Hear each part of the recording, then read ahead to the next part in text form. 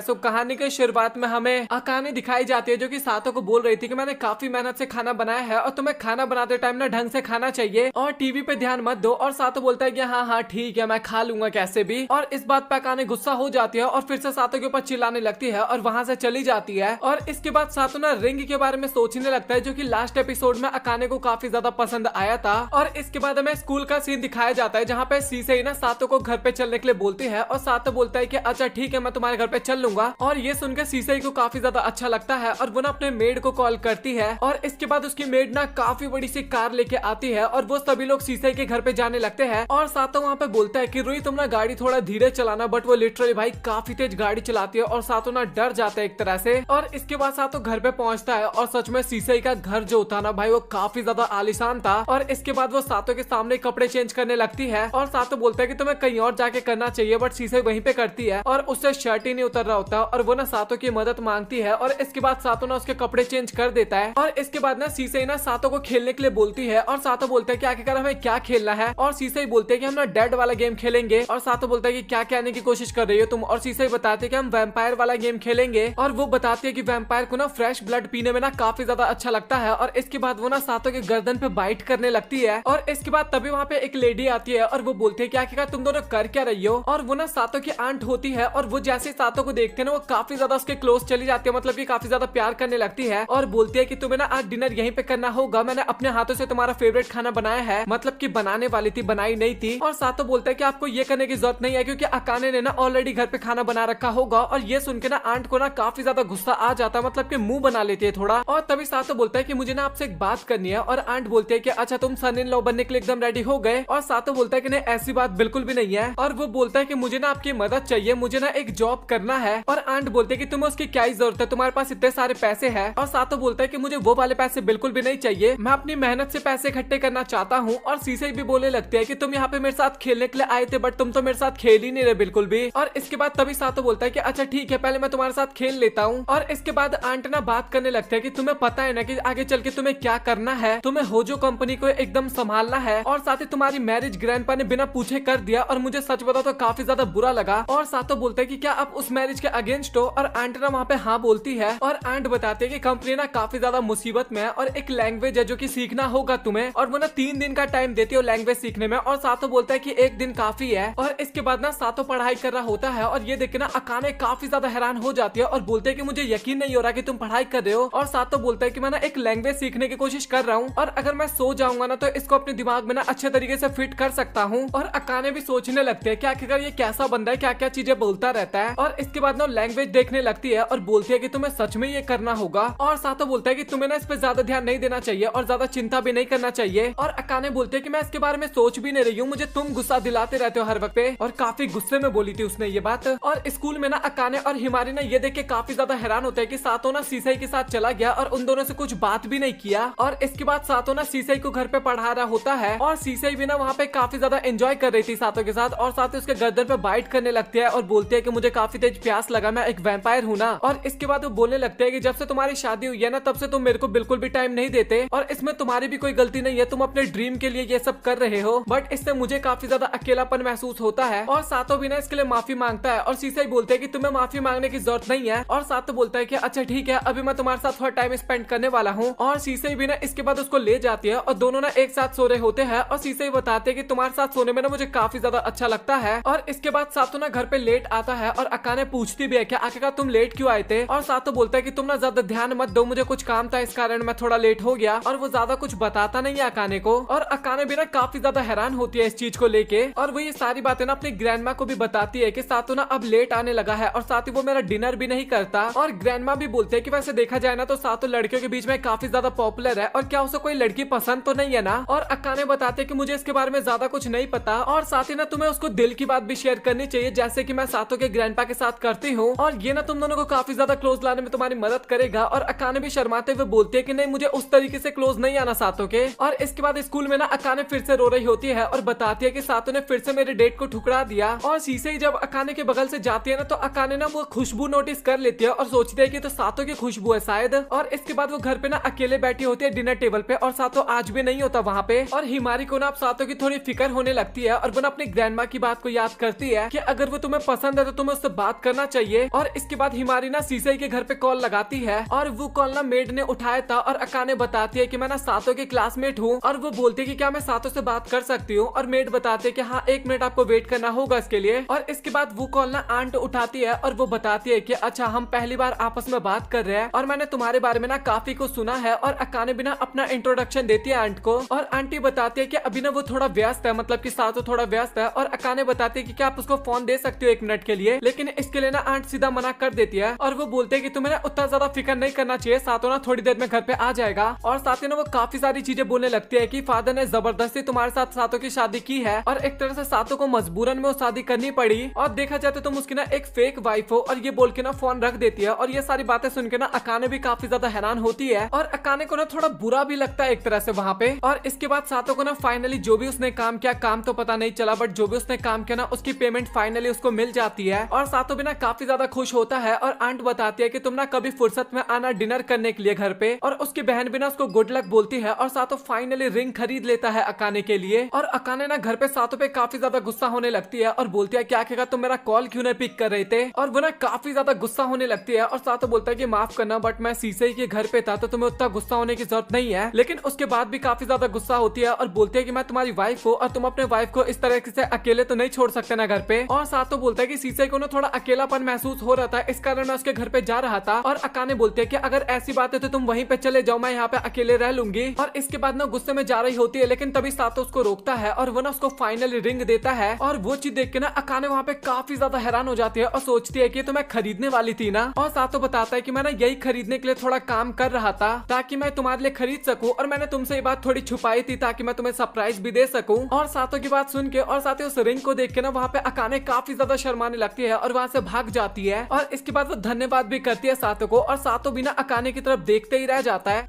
इसके बाद जब सातो सुबह उठता है ना तो अकाने उन्हें उसको रिंग दिखाती है और बोलती है कि सच में काफी ज्यादा अच्छा लग रहा है और वैसे तुम आखिरकार क्या काम कर रहे थे। और सातो बताता है कि ऐसे ही घर पे कुछ छोटा मोटा काम था जो कि मैंने कर लिया और उसके बदले मुझे पैसे मिल गए। और अकाने बोलते हैं कि मैं तुम्हारे लिए ना आज काफी अच्छा डिनर बनाऊंगी। और अकाने तो केवल रिंग को ही देखे जा रही थी और सातो उसके पास आता है और बोलता है कि डिनर तो बना दो भाई। और अकाने ना काफी ज्यादा शर्माने लगती है सातो को देख के वहाँ पे, मतलब कि घबरा सी जाती है एक तरह से। और सातो बोलता है क्या तुम्हें क्या हो गया, ऐसी हरकतें क्यों कर रही हो। और इस बात पे फिर से अकाने पहले वाले फॉर्म में आ जाती है और अकाने ने ना कुछ ज्यादा ही बढ़िया और साथ ही कुछ ज्यादा ही खाना बना लिया था। और सातो भी काफी ज्यादा हैरान हो जाता है और सोचता है कि आज मेरी वाइफ का मूड कुछ ज्यादा ही अच्छा है। और सातो ने ना कुछ ज्यादा ही खा लिया था, मतलब कि अकाने खिलाते ही जा रही थी। और स्कूल में भी ना सातो की हालत काफी ज्यादा खराब थी, मतलब कि कुछ ज्यादा ही खाना खा लिया था। और तभी उसका ध्यान ना अंगूठी की तरफ जाता है जो कि अकाने ने पहनी रखा था और सातो उसको बताने वाला होता है। लेकिन तभी वहाँ पे हिमारी आ जाती है और अकाने ना उसको हेलो बोलने वाली होती है। लेकिन तभी सातो ना उसको उठा के ना सीढ़ियों के पास लेके जाता है और अकाने बोलते है कि आखिरकार तुम्हें हो क्या गया। और सातो बताता है कि तुम अपनी रिंग तो उतारी नहीं हो, वो पहनी हो। और ये देखे ना अकाने भी काफी ज्यादा हैरान हो जाती है और इसके बाद सातो से माफी मांगने लगती है। और सातो भी बोलता है कि इस चीज का ना तुम्हें थोड़ा ध्यान रखना चाहिए। और इसके बाद अकाने ना उसको अपने बैग में रख लेती है और सातो तो वहाँ से चला जाता है इसके बाद। और इसके बाद तभी वहाँ पे सीसई आती है और वो बताती है कि रिंग काफी ज्यादा अच्छी लग रही है और क्या मैं ले सकती हूँ। और अकाने बोलते हैं कि प्लीज मुझे माफ करना बट मैं तुम्हें नहीं दे सकती क्योंकि मुझे ये रिंग काफी ज्यादा पसंद है और मुझे सातो ने गिफ्ट भी किया है इसे। और इसके बाद जब अकाने घर पे आती है ना और अपने बैग में चेक करते हैं ना तो उसके बैग में रिंग होता ही नहीं है, मतलब कि पाउच ही गायब हो गया था। और इस बात पे ना अकाने काफी ज्यादा घबरा जाती है और वो ना ढूंढने के लिए जाती है उस रिंग को। और वो ना काफी जगह रिंग को ढूंढती है, यहाँ तक कि स्कूल में भी जाती है रिंग को ढूंढने बट वो नहीं मिलता। और वो ना पुलिस से भी पूछती है उसके बारे में बट पुलिस को भी कोई इन्फॉर्मेशन नहीं था। और इसके बाद रात भी हो जाती है और वो सोच रही होती है कि कहीं वो रिंग सीसई ने तो नहीं ले लिया ना। और वो सोचती है कि नहीं ऐसा नहीं होगा। और वो सोचती है कि मैं वैसे रिंग खरीद भी नहीं सकती और सातो ने मुझे काफी प्यार से गिफ्ट किया था, उसको पता लगेगा तो काफी बुरा भी लगेगा उसे। और वो ना काफी ज्यादा इमोशनल हो रही थी और सोच रही थी कि जब तक सातो को इसके बारे में पता लगेगा ना मैं उससे पहले वो रिंग ढूंढ लूंगी। और स्कूल में भी ना उसका बिहेवियर काफी ज्यादा अलग सा होता है और सातो ने वो नोटिस भी करता है। और अगले दिन भी अकाने उस रिंग को ढूंढती है बट उसको नहीं मिलता। और वो ना चेयर पे बैठी थी लेकिन तभी वहाँ पे सीसई आ जाती है और वो बोलते हैं कि मुझे ऐसा लग रहा है कि तुम काफी ज्यादा प्रॉब्लम में हो और तुम्हें कुछ हुआ है क्या। और अकाने बोलते हैं कि नहीं ऐसी कोई भी बात नहीं है। और वो बोलते हैं कि तुमने कुछ खो तो नहीं दिया ना और तुम बिल्कुल भी फिक्र मत करो, मैं भैया को इसके बारे में कुछ भी नहीं बताने वाली। और वो बोलते हैं कि सच बताओ तो मैं काफी अच्छी लड़की हूँ और मैं तुम्हारी जरूर मदद करूंगी उस रिंग को ढूंढने में क्योंकि मेरे भाई ने तुम्हें काफी प्यार से वो रिंग दिया है और मैं उसको उदास करना बिल्कुल भी नहीं चाहती। और अकाने भी बोलती है कि लगता है तुम सच में अपने भाई से काफी ज्यादा प्यार करती हो। और वो भी काफी खुश होते हुए बोलते हैं कि हाँ तुमने ये तो एकदम सही बोला। और इसके बाद वो दोनों ना पूरे स्कूल में ढूंढते हैं बट उनको कहीं पे भी नहीं मिलता और उनको समझ में नहीं आता कि आखिरकार क्या करना चाहिए। और अकाने ना माफी भी मांगती है कि तुम्हारा इतना ज्यादा टाइम वेस्ट हो गया। और शीशे बोलते हैं कि कोई बात नहीं। और अकाने बोलते हैं कि लगता है कि अब वो रिंग मुझे नहीं मिलने वाला। और शीशे बोलते हैं कि तुम मेरे भाई से क्यों नहीं मदद ले लेती, वो काफी अच्छे से तुम्हारी मदद कर सकता है क्योंकि वो कोई भी प्रॉब्लम आसानी से सॉल्व कर देता है। और अकाने बोलते हैं कि नहीं, मैं उससे मदद नहीं ले सकती। और वो ना काफी ज्यादा इमोशनल हो रही थी उस टाइम पे। और घर पे ना सातो अकेले बैठ के खाना खा रहा था और अकाने तो उसके पास खाना खाने के लिए भी नहीं आई थी। और सातो को भी भरोसा हो जाता है कि पक्का कुछ ना कुछ तो गड़बड़ चल रहा है अभी। और घर पे ना अकाने नहीं आती बल्कि शीशा ही आती है। और सातो बोलता है कि अकाने कहाँ पे है और वो बताती नहीं है कुछ भी। और तभी वो बोलते हैं कि मुझे काफी बढ़िया से खाने की स्मेल आ रही है घर में से तो। और सीन ऐसा था ना कि शीशा ही काफी सारी चीजें बता भी दे रही थी बट वो बताना भी नहीं चाह रही थी और गलती से बता भी दे रही थी। पूरे अच्छे तरीके से खुल के नहीं बता पा रही थी कुछ भी क्योंकि अकाने ने शीशे से प्रॉमिस लिया था और सातो को कुछ भी समझ में नहीं आता वहाँ पे। और इसके बाद अगले दिन ना सातो ना अकाने का पीछा करता है और अकाने तो वही अपना रिंग ढूंढने में लगी हुई थी और सातो ना उसका पीछा कर रहा था। और तभी वो नोटिस करता है कि अकाने के उंगली में ना रिंग नहीं है। और इसके बाद अकाने ना एक जगह पे बैठी होती है और वहाँ पे बारिश भी हो रही थी काफी तेज। और वो बोलते हैं कि मुझे लगता है कि अब वो रिंग मुझे नहीं मिलने वाला। और तभी सातो वहाँ पे आता है छाता लेके और वो बोलता है कि तुम्हें ना रिंग के बारे में नहीं सोचना चाहिए और काफी मौसम खराब है, तुम्हें घर पे चलना चाहिए। और अकाने बोलते है कि मैं ऐसे घर पे नहीं जा सकती। और सातो बोलता है कि तुम फिक्र क्यों कर रही हो, मैं तुम्हारे लिए दोबारा खरीद दूंगा। और इसके बाद काफी ज्यादा इमोशनल होते हुए बता देते हैं कि हमारी शादी ना एक तरह से फोर्सफुली किया गया है बट वो एक अंगूठी इकलौती चीज थी जो कि मुझे भरोसा दिलाती थी कि तुम काफी ज्यादा अच्छे हो और तुम मेरी भी केयर कर सकते हो। और तुमने काफी ज्यादा मेहनत से उसको मेरे लिए खरीदा भी था और मैं बिना उसके घर पे नहीं जाऊंगी। और काफी ज्यादा वो वहाँ पे लिटरली काफी ज्यादा रोने लगती है। और इसके बाद सातो बोलता है कि अच्छा ठीक है तो मैं तुम्हारी हेल्प करवाता हूँ। और वो पूछता है कि आखिरकार तुम कहाँ पे गई थी। और इसके बाद वो बताते हैं कि स्कूल में मैंने पाउच में रखा था बैग और उसके बाद वो दोनों शॉपिंग करने के लिए गए थे मार्केट।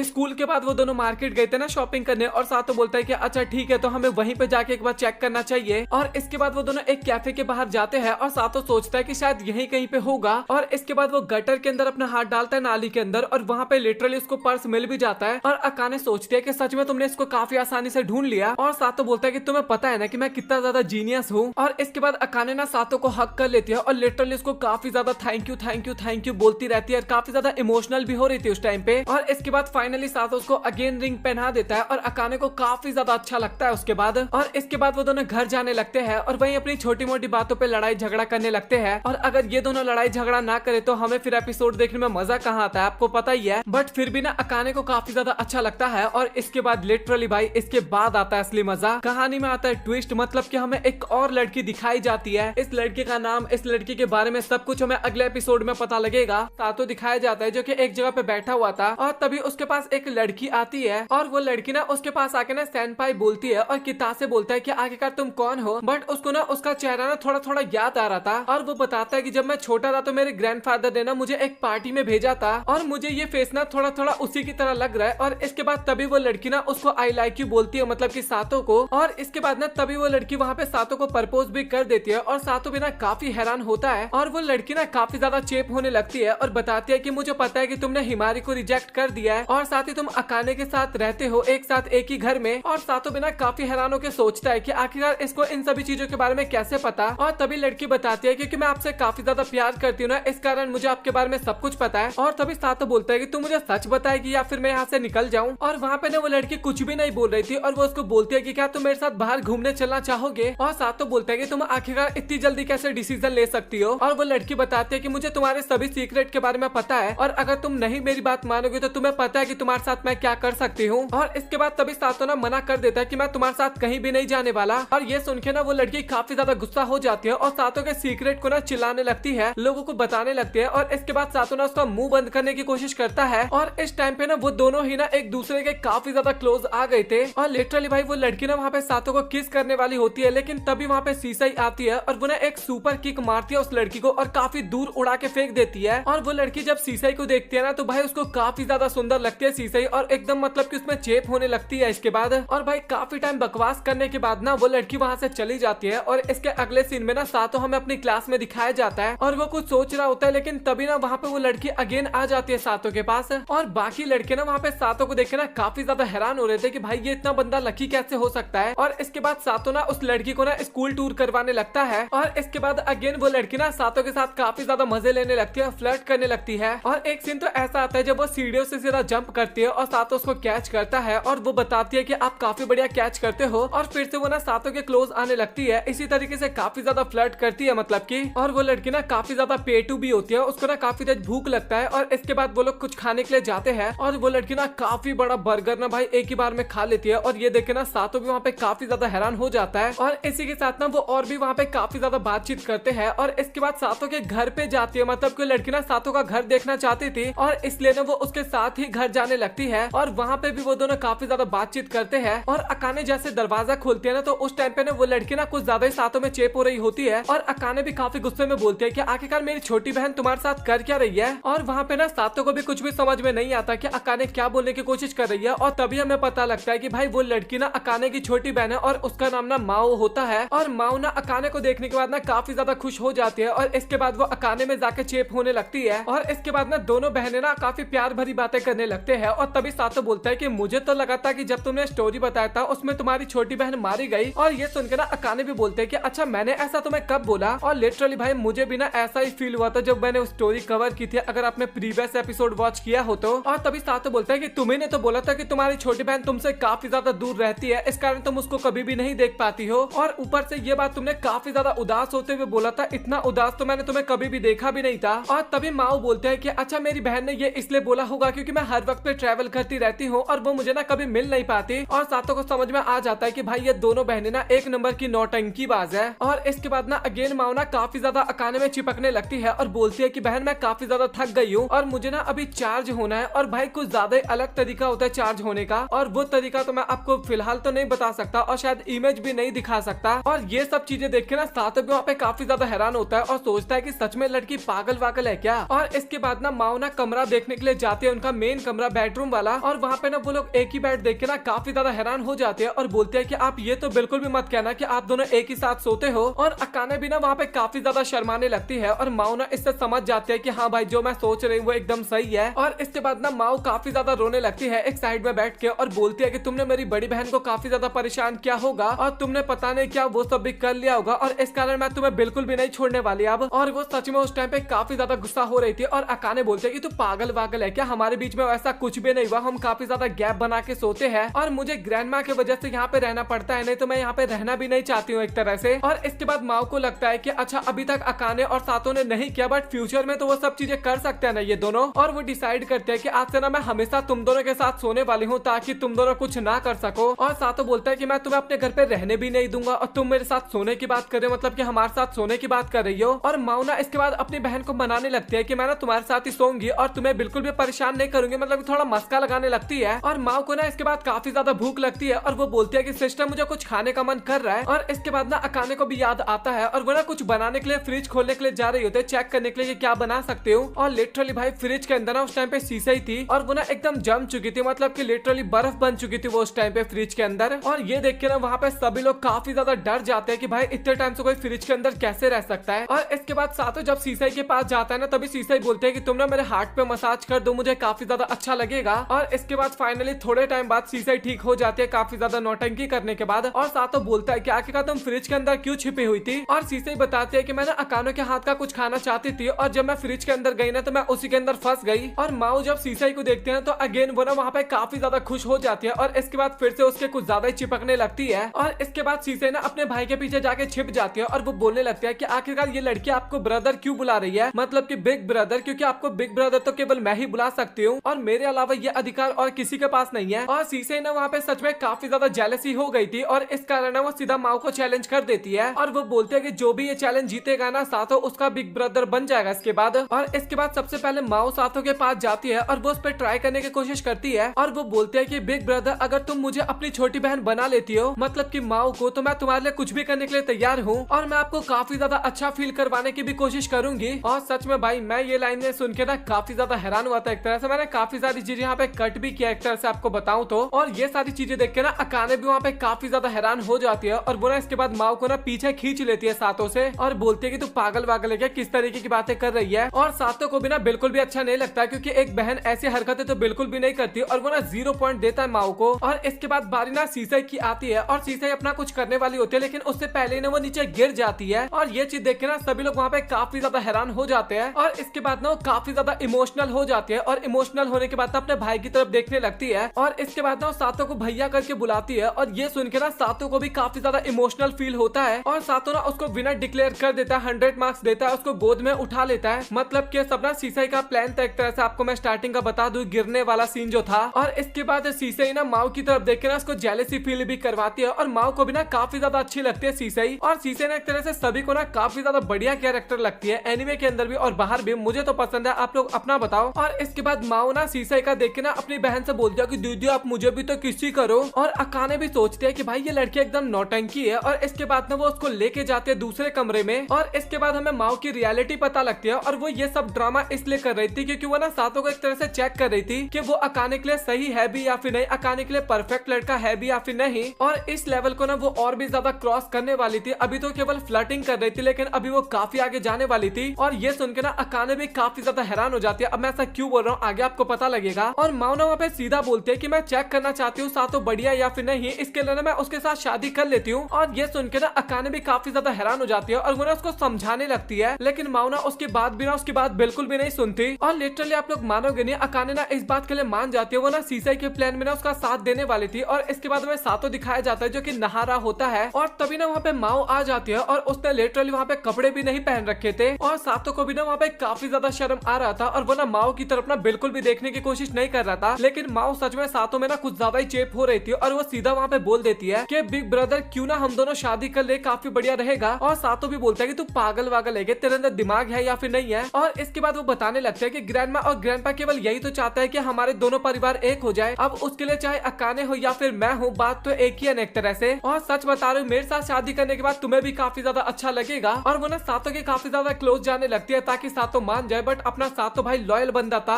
अब लॉयल था या फिर नहीं था वो तो आगे पता लगेगा, लेकिन फिलहाल तो लॉयल था। और वो वहाँ से चला जाता है। और इसके बाद सातों ना अपने रूम में जाता है और सातों को देख के ना इतना अकाने को पता चल जाता है कि वो ना काफी ज्यादा थक चुका है। और अकाने पूछती भी है कि आखिरकार तुम्हें क्या हुआ। और सातों भी बोलता है कि सच में माओ ने मुझे काफी ज्यादा परेशान कर दिया और आखिरकार उसके अंदर इतनी सारी एनर्जी आती कहाँ से, वो कभी थकती है या फिर नहीं। और ये सुन के ना अकाने वहाँ पे काफी ज्यादा खुश हो जाती है और बताते हैं कि जब तक माओ इस तरीके की हरकतें करती है ना, मुझे काफी ज्यादा अच्छा लगता है क्योंकि उसका पूरा बचपन ना केवल बिस्तर पे ही गया है, क्योंकि वो हर वक्त पे केवल बीमारी रहा करती थी। और इसके बाद अकाने ये भी बोलते हैं कि क्या तुम मेरे साथ ब्रेकअप करना चाहते हो। और इसके बाद सातों बताता है कि वो ना मेरे साथ रहना चाहती है और मुझे नहीं पता कि आखिरकार मुझे क्या करना चाहिए इस टाइम पे। ये शायद अपने मन में सोचता है एक तरह से। तो दिखाया जाता है अपने स्कूल में और माओ ना सातों को स्कूल में काफी ज्यादा परेशान कर रही थी। इस कारण ना सातों गुस्से में ना उसका हाथ पकड़ लेता है। और ये देख के ना बाकी बच्चे काफी ज्यादा हैरान होते हैं और उनको ना बिल्कुल भी अच्छा नहीं लगता। और इसके बाद माओ ना अपनी एक्टिंग करने लगती है और ये देख के ना वहाँ पे जितने भी लोग होते हैं ना वो सभी वहाँ से चले जाते हैं। अभी माओ बताते हैं कि क्यों ना हम वीकेंड वाले दिन कहीं पे घूमने चले। फाइनली वो लोग अम्यूजमेंट पार्क में पहुंच जाते हैं। और हिमारी और माओ के दिमाग में तो केवल यही चल रहा था कि उन लोगों को ना सातों को इम्प्रेस करना होगा और वो लोग कुछ भी करेंगे सातों को इम्प्रेस करने के लिए। और जो सातों होता है ना वो तो अपनी बहन में ही चेप होता है और उसका हाथ पकड़ता है और बोलता है कि चलो फिर अब हम एंजॉय करने के लिए चलते हैं। और उसके पीछे ना तीनों लड़कियां भी भागते हुए आ रही होती है सातों के पीछे। और ये काफी फनी सीन लग रहा था मुझे।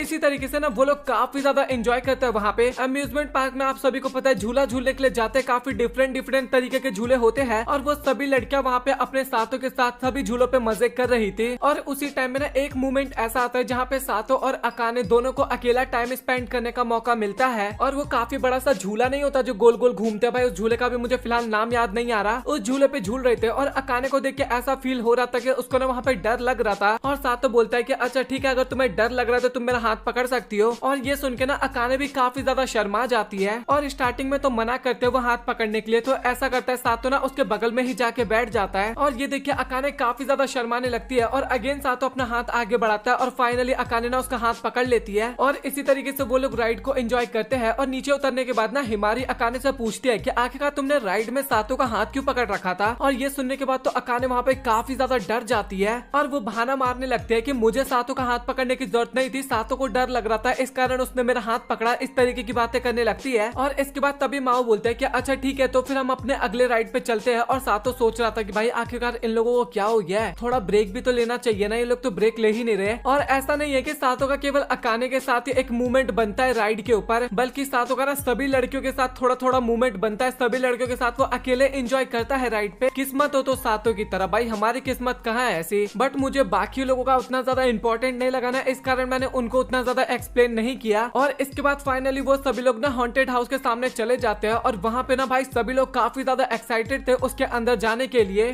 इसके बाद फाइनली सातो और माओ ना हॉन्टेड हाउस के अंदर जाते हैं और अंदर जाने के बाद ना काफी सारे भूत ना उनको डराने की कोशिश करते हैं, लेकिन वो लोग तो लाइक ऐसा ही खड़े थे कि भाई यहाँ पे क्या कर रहा है, तो टाइम पास क्यों कर रहा है इतना। और यहाँ तक कि माओ तो उन घोस्ट के साथ ना सेल्फीज खिंचवा रही थी, मतलब कि भाई क्या है, फिर क्या मजा आता है इनको जब डर ही नहीं लग रहा बिल्कुल भी। तो और मजे करते टाइम ना अचानक से ना माओ का पैर मुड़ जाता है या फिर मोच आ जाता है और सातो पूछता है कि तुम्हें कोई प्रॉब्लम है क्या। वो उससे पूछता है कि आखिरकार तुम्हें क्या हुआ, और माओ बताते हैं कि वो कुछ ज्यादा ही एक्साइटेड हो गई थी यहाँ पे आने के लिए, इसलिए कुछ ज्यादा एंजॉय कर ले, इस कारण ना वो अभी काफी ज्यादा थक गई है। और तभी ना उसको सामने ना एक रेस्ट रूम भी दिखाई देता है, मतलब कि सातो को। और सातो के पास फिलहाल के लिए कोई ऑप्शन तो बचा था नहीं, तो इसके बाद ना माओ को लेके ना रेस्ट रूम के अंदर चला जाता है। और इसके बाद तभी ना माओ एकदम ठीक हो जाती है जैसे कि उसको कुछ हुआ ही नहीं था, और वो बोलने लगते हैं कि मैं तो बस आपको पागल बना रही थी, मुझे तो आपके साथ कुछ टाइम स्पेंड करना था, इस कारण मैंने ये सब एक्टिंग किया। और ये सुनकर वहाँ पे सातो काफी ज्यादा गुस्सा होने लगता है और सातो बोलता है कि तुम ना कोई और भी बहाना बना सकती थी, तुम्हें बीमारी का बहाना बिल्कुल भी नहीं बनाना चाहिए, क्योंकि मैं अभी काफी ज्यादा घबरा गया था। और ये सुनकर ना माओ भी काफी ज्यादा हैरान हो जाती है और वो बताता है कि मुझे पता है कि तुम अभी जोक मारने की कोशिश कर रही थी, बट ये जोक ही क्यों ना हो, बट अगर तुम कभी रियल में भी बीमार हो जाती हो ना तो कोई तुम्हारी बात को सीरियस नहीं लेगा इस तरीके की हरकतें के बाद।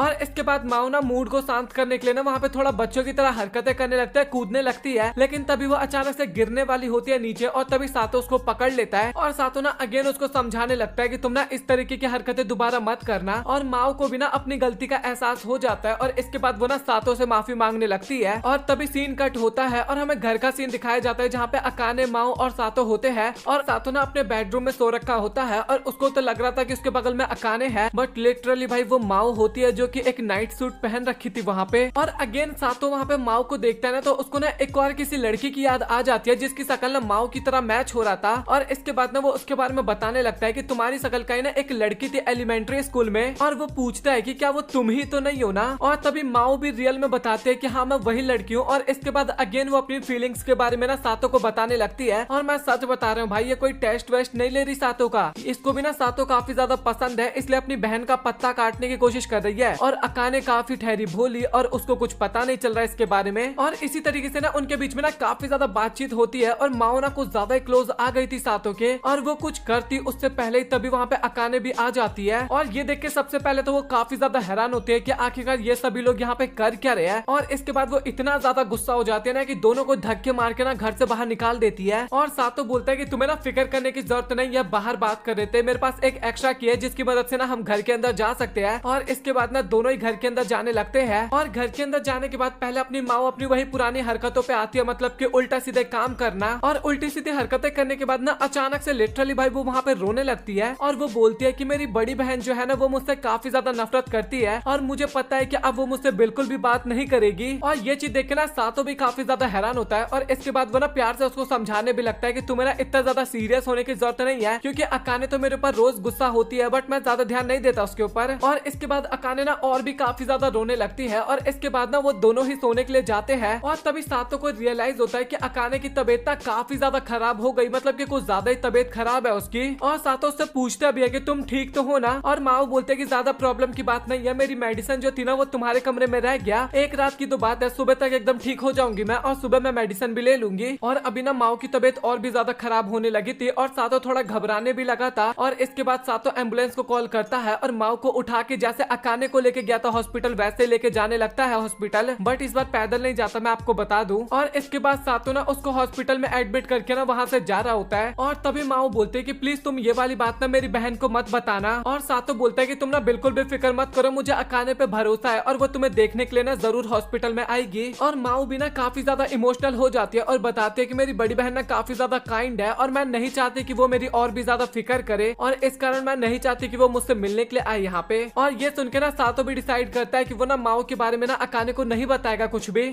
और इसके अगले सीन में ना हमें अकाने दिखाए जाते हैं जो कि सातो से ना माओ के बारे में पूछ रही होती है और काफी ज्यादा घबराई हुई भी थी। और सातो ने उसको बताना तो चाहता था लेकिन वो माओ की बातों को याद करता है जहाँ पे उसने मना किया था, और इसके बाद वो कुछ भी नहीं बताता और वहाँ से चुपचाप चला जाता है। और जब सातो वहाँ से गया ना ये देख के ना अकाने काफी ज्यादा हैरान हो जाती है और वो ना काफी ज्यादा अपने आप पे ना निराश होने लगती है और सोचती है कि कल ना उसने कुछ ज्यादा ही कर दिया था, इस कारण ये दोनों मुझे इग्नोर कर रहे हैं और मुझसे हेट करने लगे हैं। और इसके बाद हमें माओ ना हॉस्पिटल में दिखाई जाती है जो कि बता रही होती है कि सच बताओ तो ये हॉस्पिटल के खाने के कारण ना मेरी तबीयत तो और भी ज्यादा खराब हो जाएगी और मुझे अभी बर्गर खाने का मन कर रहा है। और इसके बाद ना वो अमेरिका की भी कुछ डिश के बारे में बताने लगती है और सातों ना जब माओ को देखता है तो उसको पता चल जाता है कि माओ ना अभी रो रही थी और इस टाइम पे ना वो थोड़ा एक्टिंग कर रही है और वो बोलता है कि हाँ बीमार होते हैं तो इस टाइप के थॉट्स आते हैं और तुम्हें इन सब चीजों के बारे में ज्यादा नहीं सोचना चाहिए। और माओ बताने लगते हैं कि मेरी तबीयत इस कारण ठीक हो पाई क्योंकि मेरी मदर फादर ना काफी ज्यादा मेहनत करते थे और मेरी सर्जरी काफी ज्यादा महंगी थी, लेकिन मेरे मदर फादर की वजह से अभी मैं बिस्तर पे तो नहीं रहती बट मैं पूरी तरीके से ठीक नहीं हुई हूँ। और इसके बाद सातों ना उसको कुछ बताने वाला होता है, लेकिन तभी माओ बोलती है कि अगर क्या हो जब मेरी तबीयत पहले की तरह फिर से खराब होने लगे। और इस कारण ना मुझे सच बताओ तो अभी काफी ज्यादा डर लग रहा है और वो ये भी सोचती है कि क्या हो अगर मैं अचानक से टैम बोल जाऊं। और वो ना अभी भी इसी कारण इतना ज्यादा मस्ती करती है ताकि वो अपने पूरे सपनों को पूरा कर सके, मतलब कि बचपन के सपनों को। और जब तक उसका सपना पूरा ना हो उससे पहले तो बिल्कुल भी मरना नहीं चाहती। और सातों को ना वहाँ पे सभी कुछ समझ में आ जाता है और वो बोलने लगता है कि तुमने मुझे अकाने के लिए सेड्यूस किया था ना। और इसके बाद ना हमें सभी कुछ के बारे में धीरे धीरे पता लगता है, जैसे कि अकाने पहले अपनी बहन के बारे में ना उल्टा सीधा चीजें बताई करती थी, बट जैसे उसकी बहन को पता चला कि सातों के साथ ना अकाने की शादी होने वाली है और उसको लगा कि उसकी बहन ना काफी ज्यादा दुखी रहेगी इस कारण, तो इस कारण ना वो अपनी बहन की जगह लेना चाहती थी ताकि उसकी बहन खुश हो सके। और तभी हमें पता लगता है कि अकाने ना बाहर से ना ये सारी बातें सुन रही थी और सातों ना काफी प्यार से ये भी बताता है कि मैं चाहता हूँ कि बस अकाने खुश रहे और इसके अलावा मैं कुछ नहीं चाहता। और ये सारी बातें सुन के अकाने बाहर काफी ज्यादा ब्लश करने लगती है, लिटरली भाई काफी ज्यादा ब्लश करने लगती है। और जैसे ही सातों रूम से बाहर निकलता है ना हॉस्पिटल के, तभी वो वहाँ पे अकाने को देखता है और अकाने बिना उसको देखने के बाद ना तुरंत वहाँ से भाग जाती है। और हमें अकाने आगे जाके दिखाई जाती है जो कि काफी ज्यादा शर्मा रही थी। और इसके अगले सीन में ना हमें स्कूल का सीन दिखाया जाता है जहाँ पे माओ ना अकाने से माफी मांग रही थी अभी तक जो भी गड़बड़ हुई उन सभी चीजों के लिए। और इसके बाद ना माओ ना वहाँ पे एक चीज और क्लियर कर देती है और बताती है कि तुम जिस लड़की को बचपन में मिले थे एलिमेंट्री स्कूल के टाइम पे, वो लड़की मैं नहीं हूँ। और यहाँ पे ना मुझे ऐसा लग रहा था कि माओ का पत्ता बीच से कट हो गया है। और अकाने और सातों दोनों एक दूसरे की तरफ देख के ना काफी ज्यादा खुश हो रहे थे और उनका मूवमेंट वहाँ पे थोड़ा अच्छा बन ही रहा था, लेकिन तभी वहाँ पे हिमारी भी आ जाती है और भाई वो इस टाइम पे काफी ज्यादा वो लग रही थी सीरियस टाइप। और वो सीधा बोलते हैं कि सच बताना क्या तुम दोनों लिविंग में रहते हो, अकाने और सातों को बोलती है। और ये सुन के ना भाई वो दोनों ही वहाँ पे काफी ज्यादा हैरान हो जाते हैं। हिमारी जो होती है वो सभी के सामने रिवील कर देती है कि अकाने और सातों दोनों एक साथ रहते हैं। और ये सुन के ना वो दोनों काफी ज्यादा हैरान हो जाते हैं और साथ ही क्लास में ना सभी लोग इसी के बारे में बात करने लगते हैं। और इसके बाद अकाने काफी घबराते हुए बोलते हैं कि तुम लोग पागल हो क्या, मैं इस बंदे के साथ रह सकती हूँ, आप लोगों को ऐसा लग रहा है। बट कोई भी उसकी बात नहीं सुन रहा था और सभी लोग ना अपने में ही लगे हुए थे। और इसके बाद सातों भी बोलता है कि मैं इस जंगली लड़की के साथ ना बिल्कुल भी नहीं रह सकता। और अकाने ना इसके बाद सातों से लड़ने लगती है और बोलती है कि आखिरकार तुम जंगली किसको बोल रहे हो और मैं तुम्हारे साथ ना एक मिनट भी नहीं रह सकती, ऐसा बोलती है। और इसके बाद तभी सातों अकाने का मुंह दबाता है और उसको वहाँ से लेके बाहर चला जाता है। और बाहर बिना दोनों लड़ाई कर रहे होते हैं और सातों बोलता है कि आखिरकार तुमने मुझे ये क्यों बोला कि आज रात तुम जल्दी घर पे आना और तुम्हारे कारण हम काफी गंदी तरीके से फंस गए हैं। और इसके बाद अगेन वो दोनों वहाँ पे काफी ज्यादा लड़ाई झगड़ा करने लगते हैं। और इसके बाद ना स्कूल में ना चारों तरफ ना केवल सातों और अकाने पे ही नजर रखा जा रहा था।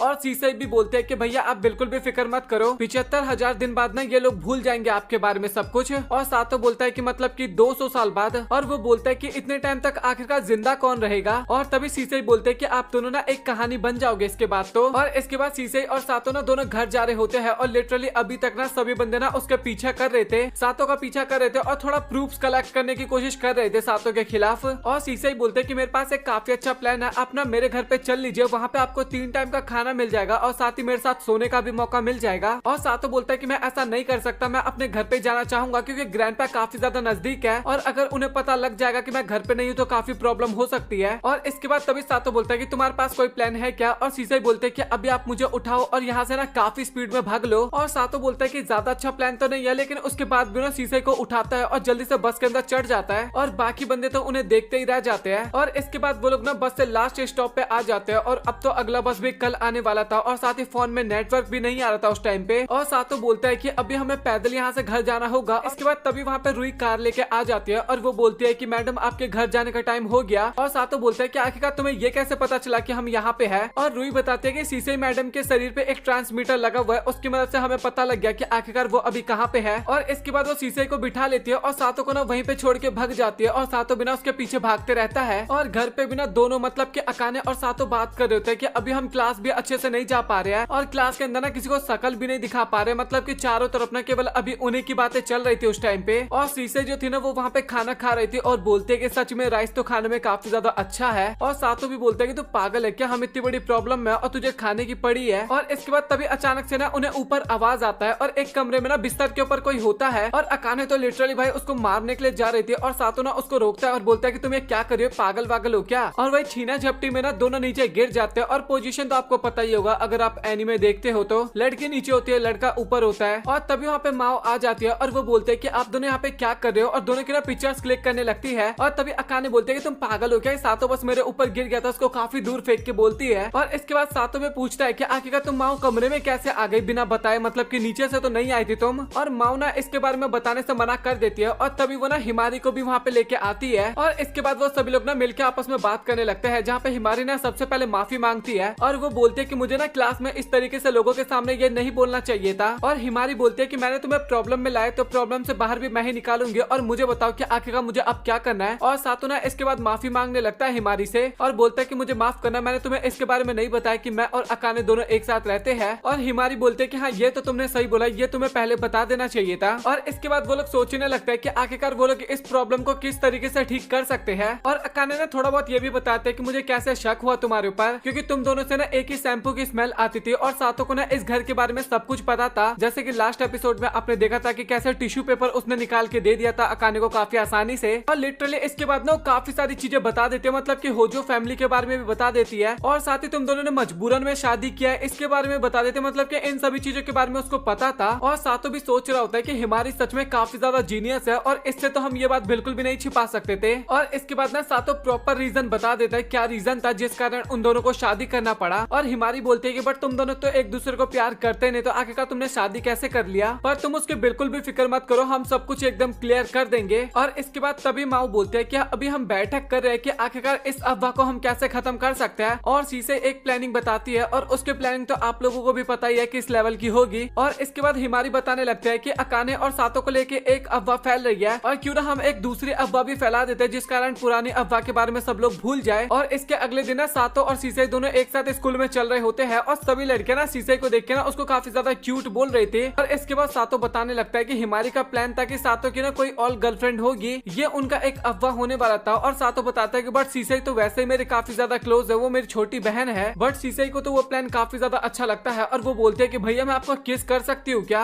और वो लिटरली लिप पे किस करने के लिए बोल रही थी। और सातो बोलता है कि तू थोड़ा पागल वागल है, दिमाग नहीं है तेरे अंदर बिल्कुल भी। और ये प्लान तो उतना बढ़िया तरीके से नहीं गया। और तभी माओ बोलते हैं कि अच्छा तो सातो की अगली गर्लफ्रेंड मैं बनने वाली हूँ। और सातो बोलता है कि मैं अब ये गर्लफ्रेंड बॉयफ्रेंड वाला गेम नहीं खेलने वाला, मुझे बिल्कुल भी अच्छा नहीं लगा। और माओ बोलते हैं कि ऐसे थोड़ी ना होता है, शीशे के साथ तो तुम बन गए बट अभी मेरे साथ क्यों नहीं बन रहे। और वो ना काफी ज्यादा रोने लगते हैं, मतलब कि उसी तरीके की हरकतें करने लगती है बच्चों वाली। और सभी लोग ना इसके बाद हिमारी को बोलने लगते हैं कि सच बताओ तो ये प्लान बहुत ही ज्यादा बेकार है। और हिमारी भी बोलते हैं कि ऐसी बात नहीं है, एक बार और ट्राई करते हैं हम। और इसके बाद फाइनली वो वहाँ पे रिवील कर ही देते हैं कि अच्छा सा तो हम दोनों गर्लफ्रेंड बॉयफ्रेंड बनने की एक्टिंग करते हैं कल से। और वो बोलते हैं कि तुम ना अपना बेस्ट देने की कोशिश करना। और हिमारी को तो एक्टिंग करने की जरूरत है नहीं, क्योंकि आपको भी पता है वो तो सातो को ऑलरेडी काफी ज्यादा पसंद करती है। और इसके बाद अकाने में घर पे दिखाई जाती है और उसको ये प्लान बिल्कुल भी पसंद नहीं आया था और वो ना सातो के ऊपर काफी ज्यादा गुस्सा होने लगती है। और इसके बाद अकाने ना अपने आप को कंट्रोल करने की कोशिश करती है और बोलते है कि हिमारी तो हमारी मदद करने की कोशिश कर रही है और मुझे ऐसा नहीं करना चाहिए। और अकाने ना खुल के नहीं बोल पा रही थी, वो बोलती है कि तुम ना अपने आप को खो दोगे एक तरह से हिमारी के साथ जाओगे डेट पे तो। और सातो को बिल्कुल भी समझ में नहीं आता कि आखिरकार अकाने क्या बोलने की कोशिश कर रही है। और अकाने ना सबसे मेन बात वो खुल के बोल भी नहीं पा रही थी वहाँ पे। और वो बोलता है कि तुम ना बिल्कुल भी फिक्र मत करो, हम दोनों ना अपने बीच में एक लाइन ड्रॉ कर लेंगे और उस लाइन से ऊपर जाने की कोशिश बिल्कुल भी नहीं करेंगे। मतलब कि वो गले लगना और किस की बात कर रहा था उस टाइम पे। और इसके बाद अकाने मान जाती है और बोलती है कि अगर तुम कुछ भी करने की कोशिश किया ना तो समझ लो तुम्हारे साथ क्या होने वाला है। और इस टाइम पे लिटरली भाई वो काफी ज्यादा गुस्से में थी। और इसके अगले दिन सातो और हिमारी दोनों एक साथ स्कूल जाने लगते हैं और कुछ लड़कियां ना आपस में अगेन बात करने लगते हैं कि आखिरकार हिमारी तुम आज सातो के साथ क्या कर रही हो। और इसके बाद अगेन वो लंच टाइम पे ना सातो के पास आती है लंच खाने के लिए बोलती है। और सातो बोलता है कि बट मैं तो अभी अकाने के साथ लंच करने वाला था। और हिमारी बोलती है कि तुम फिक्र मत करो, वो अकेले कर लेगी। और इसके बाद ना सातो को लेकर चली जाती है बाहर। और बेचारी हिमारी भी हमें दिखाई जाती है जो कि उस टाइम पे काफी ज्यादा उदास थी, साफ पता लग रहा है। और इसी तरीके से वो दोनों एक साथ बैठ के लंच करते हैं और एक तरह से उनका प्लान अच्छी तरीके से जा रहा था, सभी का ध्यान उन्हीं के ऊपर था। और इसके बाद वो सातो को ना एक कमरे में लेके जाती है और उस कमरे में ना काफी ज्यादा अंधेरा होता है। और सातो बोलता है कि आखिरकार हम यहाँ पे कर क्या रहे हैं। और अकाने ना बहाना बनाने लगता है कि ऐसे ही हम यहाँ पे बस थोड़ा बातचीत करने के लिए आए, मतलब कि थोड़ा इधर उधर की बातें करने लगती है। अकाने अकाने नहीं हिमारी, आप लोग समझ जाओ, थोड़ा नाम का इधर उधर हो जाता है। और इसके बाद सातो ना हंसने लगता है और हिमारी बोलती है कि तुम इस तरीके से हंस क्यों रहे हो। और सातो बोलते है कि मैंने ना इस तरीके से तुम्हें आज तक कभी भी नहीं देखा था, इतना केयर फ्री होके। और इसके बाद हिमारी शर्मा के सातो को बोलते है कि तुम्हें पता है ना कि मैं तुम्हें काफी पसंद करती हूँ। और इसके बाद तभी हिमारी बोलते है कि मैं चाहती हूँ कि तुम मुझे हक करो। जब मैं तुम्हें सीसाई के साथ देखती हूँ, जब सीसाई को तुम हक करते हो तो मुझे काफी ज्यादा जेलसी फील होता है। और इसके बाद वो काफी ज्यादा रिक्वेस्ट करने लगते हैं कि प्लीज तुम ऐसा करो और इसके बाद हम बाद में सब कुछ भूल जाएंगे। और लिटरली भाई सातो ये करने के लिए मान जाता है। देख रहे हो भाई लौंडा काफी ज्यादा शाना है। और इसके बाद सातो उसको अपनी गोद में बिठा लेता है और हिमारी बोलते है कि तुम्हें पता है ना कि अभी वो हमारे पर नजर रखे है और तुम्हें अभी पूरी अच्छी तरीके से एक्टिंग करना होगा। और वो बोलते है कि तुम मुझे और भी टाइटली पकड़ लो। और लिटरली बाहर ना सभी लोग देख रहे होते हैं और आपस में ना इसी चीज के बारे में बात कर रहे थे। और हिमारी जो थी वो तो आनंद ले रही थी, उसके लिए तो एक तरह से जन्नत का मामला था भाई ये। और हिमारी बता भी रही होती है कि इस टाइम पे ना मुझे कुछ भी याद नहीं आ रहा कि मैं क्या कर रही हूँ, बट मुझे काफी ज्यादा अच्छा लग रहा है। और इसके बाद ना पूरी क्लास के बच्चे ना हिमारी को घेर के बोलने लगता है कि आखिरकार तुम खाली कमरे में सातों के साथ क्या कर रही थी। और हिमारी भी ऐसे एक्टिंग करती है जैसे कि मैं तो कुछ कर ही नहीं रही थी और तुम लोग गलत सोच रहे हो, मैं तो थी ही नहीं वहाँ पे। थोड़ा ऐसे नॉर्मली वाला एक्टिंग नहीं होता कि भाई तू गलत सोच रही है। और इसके बाद हिमारी फाइनली वहाँ पे बता देते हैं कि मैं और सातों एक दूसरे को डेट कर रहे हैं। और ये सुन के ना क्लास के सारे बच्चे हैरान हो जाते हैं और वो अकाने वाली रूमर्स को ना अब रूमर्स मारने लगते हैं। और इसके बाद वो बोलने लगते हैं कि तुम ना ज्यादा मत सोचो, हम बस नॉर्मली डेट कर रहे हैं। और साथ ही मैंने जो अकाने और सातों के एक साथ रहने वाली बात बताई थी ना, वो एक तरह से जोक था। और वो बताते हैं कि मैं और सातों एक कपल है और मैं तो बस अकाने को थोड़ा जेलसी फील करवाना चाहती थी, मैंने इसलिए ये सब बोला था। और बेचारी अकाने भी हमें दिखाई जाती है और लिटरली भाई वो काफी ज्यादा सैड लग रही थी उस मोमेंट पे। और क्लास के अंदर ना बाकी बंदे भी ना उसकी बात मान जाते हैं, मतलब कि उनको रियल लगने लगता है कि हिमारी और सातों एक दूसरे को डेट कर रहे हैं। और इसके बाद सातों ना हिमारी को धन्यवाद भी करता है, उसकी वजह से भाई काफी बड़ी प्रॉब्लम से ये लोग बच गए। और इसके बाद अकाने ना हिमारी को बोलने लगते हैं कि तुम और ज्यादा लंबे टाइम तक तो ये नहीं करने वाली ना, क्योंकि तुम दोनों ना सच में काफी ज्यादा इडियट लगते हो ऐसे एक कपल के तौर पे। और हिमारी ना काफी ज्यादा हंसने लगती है और बोलते है कि कोई बात नहीं, मुझे तो काफी ज्यादा अच्छा लग रहा है उसके साथ और तुम बिल्कुल भी फिक्र मत करो, ये तो एक प्लान का पार्ट है ना। बट सच बात तो ये था कि उसको सातों के साथ टाइम स्पेंड करने में काफी ज्यादा अच्छा लग रहा था। और वो ना वहाँ पे अकाने की बात नहीं सुनती और चुपचाप निकल लेती है। और शर्त लगा लो भाई ये अकाने का ना पत्ता कट करने की कोशिश कर रही है मदद करने के बहाने। और जो भी लोग हिमारी के फैंस थे ना भाई अब लिपेट दो आप लोग कमेंट सेक्शन में उनको। कुछ लोग कमेंट सेक्शन में बोल रहे थे कि हिमारी ना मुझे काफी ज्यादा अच्छी लगती है, मतलब कि बंदे कमेंट कर रहे थे अकाने फैन भाई लिपेट दो हिमारी फैंस को क्योंकि बंदा लेके जा रही है हिमारी। और इसके बाद ना हिमारी और सातों ना दोनों एक साथ टाइम स्पेंड करते हैं, बुक खरीदने जाते हैं, साथ ही कुछ खाने पीने के लिए जाते हैं एक साथ। और सातों बताता है कि आज ना मुझे तुम्हारे साथ टाइम स्पेंड करके काफी ज्यादा अच्छा लगा। और इसके बाद ना घर जा रहा होता है और तभी हिमारी बोलती है कि क्या तुम मेरे घर पे चलना चाहोगे। और सातों ना उसको मना करके ना वहाँ से चला जाता है। और इस बात पे ना हिमारी थोड़ा उदास हो जाती है, लेकिन अगले पल ही सातों वहाँ पे आ जाता है और वो बोलता है कि बस मैं थोड़े टाइम के लिए तुम्हारे घर पे जाने वाला हूँ। और इसके बाद वो दोनों हिमारी के घर पे आते हैं और उसका कमरा ना काफी ज्यादा साफ था और उसके कमरे में ना सातों की भी फोटो थी। और वो फोटो देख के सातों काफी हैरान हो जाता है और हिमारी ना एक्सप्लेनेशन देने लगती है, मतलब कि एक तरह से थोड़ा शर्मा गई थी वहाँ पे। और इसके बाद सातों ना उसके कमरे में देखने लगता है और उसको ना काफी सारी बुक्स दिखाई देती है हिमारी के कमरे में, मतलब कि। और इसके बाद हिमारी सातों के लिए चाय बना के लाती है और वो चाय पीने में ना सातों को काफी ज्यादा अच्छा लगता है, काफी अच्छा टेस्ट लगता है उसको। और इसके बाद ना हिमारी उसको मोबाइल भी दिखाती है और ग्रुप चैट, मतलब कि स्कूल के ग्रुप चैट में ना अब सभी चीज एकदम नॉर्मल हो गया था, मतलब कि अकाने का पत्ता एकदम साफ हो गया था, अब रूमर जो भी था मतलब कि। और इसके बाद सातों ना उसके बुक्स के बारे में बात करने लगता है, हिमारी के बुक्स के बारे में। और इसके बाद हिमारी बताने लगता है कि तुम्हें पता है कि मिडिल स्कूल में मुझे लोग काफी ज्यादा बुली किया करते थे और अकाने ही थी जो मेरी मदद किया करती थी। और उस टाइम पे मेरे पास कुछ करने के लिए रहा नहीं करता था तो मैं थोड़ा स्टडी पे ध्यान दे दिया करती थी। और मुझे पता है कि तुम्हें जब मेरे बारे में कुछ ज्यादा चीजें पता लग जाएगी तो तुम मुझे क्यूट नहीं बोलोगे। और सातों बोलता है कि ऐसी बात नहीं है, मैं तुम्हारी काफी ज्यादा रिस्पेक्ट करता हूँ कि तुमने अपनी फ्रेंड के लिए इतना कुछ किया। और इसके बाद तभी हिमारी बोलती है कि सातों क्या तुम्हें अकाने को लेकर कोई रोमांटिक फीलिंग्स है और क्या मेरा चांस अभी हल्का सा भी है या फिर नहीं है। और सातों ना ये सब बताने के लिए ना तैयार नहीं हो रहा था वहाँ पे। और हिमारी बताने लगते है कि मेरे पेरेंट्स ना घर पे नहीं रहते। और सातों भी बताता है कि सेम मेरी तरह मेरे पेरेंट्स भी बिल्कुल भी घर पे नहीं रहते। और वो बताता है कि आज तक कभी भी मेरे पेरेंट्स ना मेरे साथ स्कूल नहीं गए, मतलब कि स्पोर्ट्स डे वाले दिन या फिर फेस्टिवल वाले दिन। और हिमारी भी बोलते हैं कि सच में तो काफी लकी बात है कि हम दोनों में काफी सारी चीजें एकदम सिमिलर सी है। और इसके बाद सातों वहाँ से जा रहा होता है ना, तभी हिमारी उसका हाथ पकड़ती है और बोलती है कि प्लीज मुझे अकेले छोड़ के मत जाओ, मैं यहाँ पे अकेले बोर हो जाती हूँ, मतलब कि थोड़े टाइम के लिए रुकने के लिए बोलती है। और इसके बाद रात के टाइम पे सातों घर पे जाता है और अकाने बोलते है कि तुम इतने टाइम से हिमारी के घर पे थे ना। और सातों बोलता है कि हाँ तुमने सही कहा, हिमारी के पेरेंट्स नहीं थे तो मुझे थोड़े टाइम उसके घर पे रुकना पड़ा। और हिमारी के पेरेंट्स नहीं थे ये सुन के ना अकाने काफी ज्यादा हैरान हो जाती है। और इसके बाद तभी अकाने अपने रूम में जाती है और वो ना सीधा हिमारी को कॉल मिलाती है। और तभी हिमारी बोलती है कि सातों घर पे तो अच्छे से पहुंच गया ना? और अकाने बोलते हैं कि हाँ पहुंच गया, और वो बताते हैं कि हमने साथ में मिलकर डिनर भी किया था। और इसके बाद वो ना और भी काफी सारी चीजें बताने लगती है, और अकाने तभी पूछती है कि आखिरकार ये ड्रामा कब तक चलने वाला है, ये एक्टिंग और कब तक करने वाले हैं। और हिमारी बोलते हैं कि अगर मेरा बस चले तो मैं तो ये हमेशा करती रह जाऊं। और वो बोलते हैं कि तुम्हें इससे कोई प्रॉब्लम तो नहीं है? और अकाने बोलते हैं कि नहीं मुझे इससे कोई भी प्रॉब्लम नहीं है, बट भाई सच में काफी बड़ी प्रॉब्लम थी इससे।